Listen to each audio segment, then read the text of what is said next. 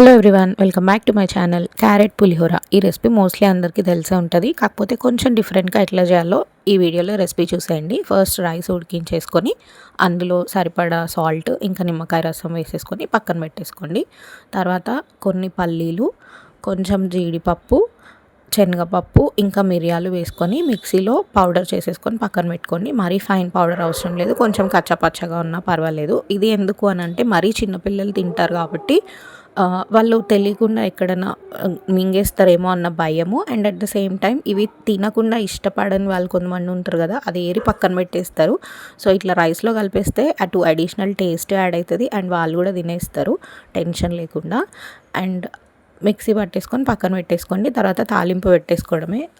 తాలింపు కోసం ఆయిల్ ఇంకా జీలకర్ర, ఆవాలు వేసేసుకొని కరివేపాకు, పచ్చిమిర్చి వేసి ఫ్రై అయిపోయిన తర్వాత తురుము పెట్టుకున్న క్యారెట్ వేసేసుకోవాలి.